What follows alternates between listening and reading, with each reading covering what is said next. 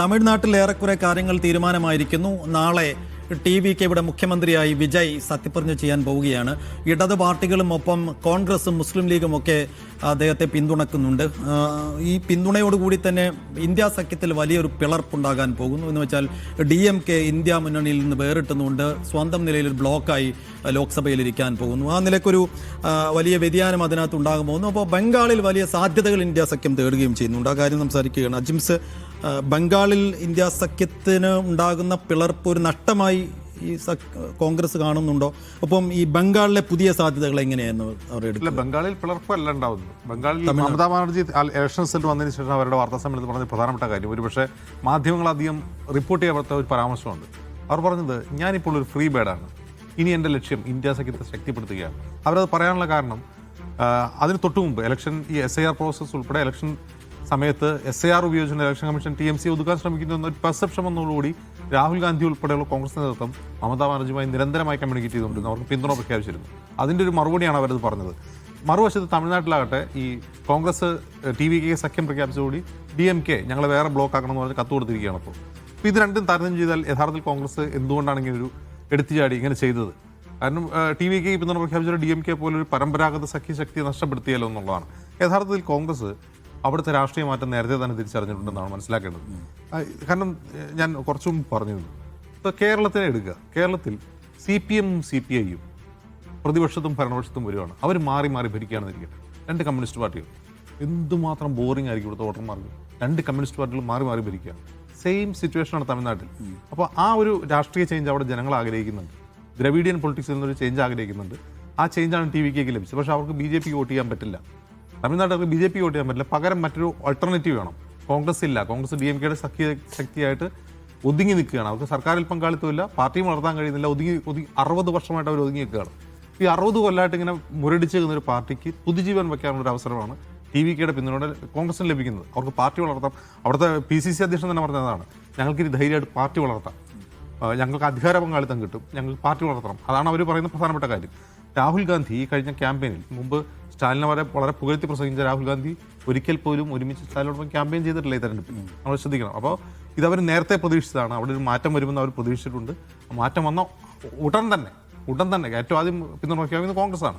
അപ്പോൾ കോൺഗ്രസ് അവരുടെ പാർട്ടി വളർത്താനുള്ളൊരു രീതിയിലേക്കാണ് മുന്നോട്ട് പോകുന്നത്. കാരണം TVK അവർക്ക് അതിന് പറ്റിയൊരു സഖ്യ കക്ഷിയാണ്.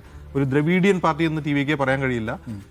കോൺഗ്രസിന് ചേരാവുന്ന ഒരു ഐഡിയോളജിയൊക്കെയാണ്. എന്നാൽ ആം ആദ്മി പാർട്ടി പോലെ കോൺഗ്രസിനെ തകർക്കാൻ നടക്കുന്ന ഒരു പാർട്ടിയുമല്ല. അതുകൊണ്ട് കോൺഗ്രസ് ധൈര്യമായിട്ട് കൈ കൊടുക്കും. അപ്പോൾ ലീഗും കൈ കൊടുക്കുന്നത് കേൾക്കുന്നു. അപ്പോൾ ഒരു വശത്ത് തൃണമൂൽ കോൺഗ്രസ് ഇന്ത്യ സഖ്യത്തോട് അടുക്കുമ്പോഴാണ് DMK പോകുന്നത്. അപ്പോൾ DMK സംബന്ധിച്ച് DMK മാറി നിന്നാലും ഞങ്ങൾ വേറെ ബ്ലോക്ക് ആക്കണമെന്ന് പറഞ്ഞാലും BJPയെ പിന്തുണച്ചുകൊണ്ടൊരു നയം പാർലമെന്റിൽ സ്വീകരിക്കാൻ അവർക്ക് കഴിയില്ല. അവർ ഇന്ത്യ ബ്ലോക്ക് ഇല്ലെങ്കിൽ പോലും അവർ BJPക്ക് എതിരായിട്ട് സംസാരിക്കും. അവർ ഐഡിയോളജിക്കലി BJPക്ക് എതിരാണ്. അപ്പോൾ പിന്നെ അവർ മാറി നിന്ന് കരുതി ഇന്ത്യ സഖ്യം ആ അർത്ഥത്തിൽ ദുർബലപ്പെടുന്നില്ല. ഒരു പക്ഷേ NDAയിലേക്ക് പോയാലാണ് ഈ പ്രശ്നമുള്ളൂ. അതേസമയം TMC വരികൂടി ചെയ്യുന്നു എന്നുള്ളത് ഇനി ഇന്ത്യ സഖ്യത്തിൽ ഞാൻ ശക്തിപ്പെടുന്നോ ദുർബലപ്പെടുന്നതല്ല, കുറെ കൂടി സംഭവബഹുലമായിരിക്കും അടുത്ത ലോക്സഭാ തെരഞ്ഞെടുപ്പ് വരെയുള്ള കാലം.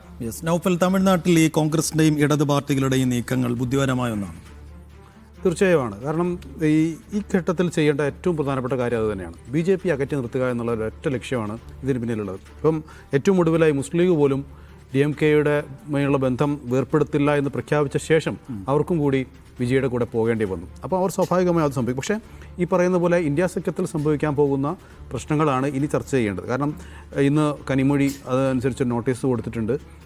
കോൺഗ്രസിൻ്റെ കൂടെ ഇരിക്കാൻ പറ്റില്ല പാർലമെൻറ്റിൽ നിന്ന്. അത്രത്തോളം അവർക്ക് കോൺഗ്രസിനോടൊരു വിരക്തി ഫീൽ ചെയ്ത് തുടങ്ങിയെന്ന് പറഞ്ഞാൽ അത് ഇന്ത്യ സഖ്യത്തിൽ വലിയൊരു ഭിന്നിപ്പുണ്ടാക്കാൻ, അല്ലെങ്കിൽ വലുതല്ലെങ്കിൽ തന്നെയും ഒരു ഭിന്നിപ്പുണ്ടാക്കാനുള്ള സാധ്യതയുണ്ട്. കാരണം DMK അത്രയും ഉറച്ച് ഇന്ത്യ സഖ്യത്തോടൊപ്പം നിന്നൊരു പാർട്ടിയാണ്. അവരെ പിണക്കുക എന്നുള്ളത് ഇന്ത്യ സഖ്യത്തിന് ഗുണകരമല്ല. എന്നാൽ ബംഗാളിനെ സംബന്ധിച്ച് പറയുമ്പോൾ നേരെ തിരിച്ചാണ് സംഗതി. ബംഗാളിൽ തൃണമൂലും കോൺഗ്രസും ഒക്കെ CPM ഒക്കെ വേറെ വേറെയാണ് മത്സരിച്ചത്. പക്ഷേ അവിടെ തൃണമൂൽ തോറ്റപ്പോൾ കോൺഗ്രസ്സുകാരോട് ആഹ്ലാദിക്കരുത്, മമതയുടെ പതനത്തിൽ ആഹ്ലാദിക്കരുത് എന്ന് ആവശ്യപ്പെടാൻ രാഹുൽ ഗാന്ധിക്ക് കഴിഞ്ഞു.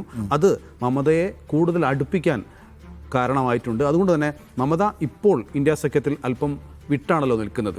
കൂടെ എപ്പോഴുമില്ല, പലതിലും ഓരോ വിഷയാധിഷ്ഠിതമായി മാത്രം കൂടെ നിൽക്കുന്ന ഒരു രീതിയാണ് മമതയ്ക്കുണ്ടായിരുന്നത്. പക്ഷേ ഇനി മമത ഇന്ത്യ സഖ്യത്തോടൊപ്പം കൂടുതൽ ശക്തമായി നിൽക്കും. അത് ഇന്ത്യ സഖ്യത്തിന് ഗുണകരമാണ്. പക്ഷേ തമിഴ്നാട്ടിൽ അല്പം ആശങ്കപ്പെടുത്തുകയും ചെയ്യും. നിഷാദ് അവസാനിപ്പിക്കും. എനിക്ക് തോന്നുന്നതേ ഈ ടി വി കെയും കോൺഗ്രസ് തമ്മിലുള്ള സഖ്യം രണ്ട് വിഷയമാണല്ലോ. ടി വി കെയും കോൺഗ്രസ് തമ്മിലുള്ള സഖ്യം കുറച്ച് പ്രതീക്ഷാ നിർഭരമാണെന്ന് ഞാൻ പറയാൻ കാര്യം, ടി വി കെ ഒറ്റയ്ക്കൊരു പാർട്ടി എന്ന നിലയ്ക്ക് അതിൻ്റെ സംഘടനാ ശേഷിയിലും അതിൻ്റെ ആശയഭദ്രതയിലും നല്ല സംശയമുള്ള ആളാണ് ഞാൻ. കാരണം വിജയ് പൊതുവേദിയിൽ പ്രസംഗിച്ചതും ഉയർത്തിപ്പിടിച്ച മുദ്രാവാക്യങ്ങളും എല്ലാം ഡിസൈൻ ചെയ്ത ഒരു പ്രൊഫഷണൽ ഏജൻസിയാണ്. ആ ഏജൻസി പറഞ്ഞ വാക്കുകളാണ് അദ്ദേഹം പ്രസംഗമായിട്ട് അവതരിപ്പിച്ചത്. അദ്ദേഹം ഏതൊക്കെ സിംബൽസിനെ ഉയർത്തണം, ഏതൊക്കെ നേതാക്കളെ ഉയർത്തി പറയണം, എന്ത് രാഷ്ട്രീയം പറയണം എന്നതെല്ലാം തീരുമാനിച്ച ഒരു ഏജൻസിയാണ്. വിജയ് ഒറ്റയ്ക്കൊന്നും പറഞ്ഞിട്ടില്ല. അങ്ങനെ ഒറ്റയ്ക്കൊന്നും പറഞ്ഞില്ല എന്നൊരു പ്രധാനപ്പെട്ട ഉദാഹരണങ്ങളൊന്നാണ് ഈ മണ്ഡല പുനർനിർണ്ണയം പോലെയുള്ള തമിഴ്നാടിനെയും സൗത്തിനെയും മുഴുവൻ അടിക്കുന്ന ഒരു നിയമമായിട്ട് വന്നപ്പോൾ വിജയ് ഒന്നും പ്രതികരിച്ചില്ല. കാരണം അദ്ദേഹത്തിന് പ്രോംപ്റ്റ് ഉണ്ടായില്ല. അപ്പോൾ അതുകൊണ്ട് തന്നെ അദ്ദേഹത്തിൻ്റെ പാർട്ടി ഇപ്പോൾ നോക്കൂ, പലയിടത്തും ടി വി കെയുടെ പേരിൽ ജയിച്ചിട്ടുള്ളവരിൽ RSകാർ പോലും ഉണ്ട്. അന്ന് ഇപ്പോൾ നമുക്ക് സോഷ്യൽ മീഡിയ ഒക്കെ കാണാൻ പറ്റും. അതുകൊണ്ട് പൂർണ്ണ ഭൂരിപക്ഷത്തെ ഒറ്റയ്ക്ക് പോകാതെ ആ പാർട്ടി രാഹുൽ ഗാന്ധിയുടെ പാർട്ടിയുമായി ബന്ധമുണ്ടാക്കുന്നത്, മുസ്ലിം ലീഗിനെ പോലെ ഒരു പാർട്ടിയുമായി ബന്ധമുണ്ടാക്കുന്നത് പരമാവധി സെക്യുലർ സ്പേസിൽ നിൽക്കാനും ഐഡിയോളജിയിൽ ഉറച്ചില്ലാതെ പോകാനും അവരെ ഹെൽപ്പ് ചെയ്യുന്ന ഒരു സഖ്യമായിട്ട് അത് മാറുമെന്ന് എനിക്ക് തോന്നുന്നു. അതൊരു പ്രധാനമാണ് ആ പാർട്ടി. കാരണം ആ പാർട്ടിക്ക് ആശയഭദ്രതയുടെ നല്ല പ്രശ്നമുണ്ട്. കാരണം അതിന് ആഴമില്ല. അത് ഏജൻസി ഉണ്ടാക്കി കൊടുത്തിട്ടുള്ള പ്രോംപ്റ്റ് അനുസരിച്ച് വർക്ക് ചെയ്തിട്ടുള്ള പാർട്ടിയാണ്. അതുകൊണ്ട് ആശയഭദ്രതയിലും ഇന്ത്യ ബ്ലോക്കിൻ്റെ പൊതു ആശയത്തിലും നിൽക്കാൻ ടി വി കെ പ്രേരിപ്പിക്കുന്ന ഒരു സഖ്യമായിട്ട് ഈ സഖ്യം വർക്ക് ചെയ്യാനുള്ള സാധ്യതയാണ്. അതുകൊണ്ട് വളരെ ശുഭകരമായിട്ടാണ് എനിക്കതിനെ ഇപ്പോൾ നോക്കിക്കാണുമെന്ന് തോന്നുന്നത്. മറ്റേത് കന്നിമൊഴി മാറി നിൽക്കാൻ പറഞ്ഞത് ഒരു വൈകാരികമായ പ്രതികരണമാണ്. DMK സംബന്ധിച്ച് ഒരിക്കലും അതിന് ഇന്ത്യ സഖ്യം മുന്നോട്ട് വെക്കുന്ന വിശാലമായ ആശയത്തിന് പുറത്തേക്ക് സഞ്ചരിക്കുക, മാറിയിരിക്കുക എന്നുള്ളത് സാധ്യമല്ല. ഒരു ഇന്ത്യ സഖ്യം എന്ന് പറയുന്ന ഒരു ടെക്നിക്കൽ തിങ്ങിനകത്ത് അവർ മാറിയിരിക്കുന്നു. അവർക്ക് ആശയത്തിൽ നിന്ന് പുറത്തു പോകാൻ പറ്റുന്നില്ല. അതുകൊണ്ട് ഇത് ഏതെങ്കിലും തരത്തിൽ ഈ ഒരു BJP വിരുദ്ധ ചേരിയെ നിരാശപ്പെടുത്തുന്ന ഡെവലപ്മെന്റ്സ് ആണ് തമിഴ്നാട്ടിൽ ഉണ്ടാകുമെന്ന് എനിക്ക് തോന്നുന്നില്ല. അപ്പോൾ ഒറ്റ കാര്യം കൂടി പറയണ്ടേ, അതായത് ഇപ്പം നമ്മുടെ മുസ്ലിം ലീഗ് ടി വി കെനെ പിന്തുണയ്ക്കുന്നു എന്നുള്ളതാണ് വാർത്ത നേരത്തെ വന്നത്. പക്ഷേ ഇപ്പോൾ ഖാദർ മൊയ്തീൻ്റെതായിട്ട് പ്രസ്താവന വന്നിട്ടുണ്ട്. അത് T V K there is no support for T V K എന്നാണ് അദ്ദേഹം പറഞ്ഞിരിക്കുന്നത്. അപ്പോൾ ഏതായാലും ഒരു ക്ലാരിറ്റി വരാനുണ്ട്. എന്തായാലും തമിഴ്നാട്ടിലും ബംഗാളിലും നിരാശാജനകമായ പ്രകടനമാണ് നടത്തിയതെങ്കിൽ കൂടിയും ഈ തോൽവിക്ക് ശേഷവും ഒരു സാധ്യതകൾ അവിടെ ഇന്ത്യ സഖ്യമുന്നണി കാണുന്നുണ്ട്. അത് എങ്ങനെ ഡെവലപ്പ് ചെയ്യാൻ പറ്റുമെന്ന് കാത്തിരുന്നു കാണാം.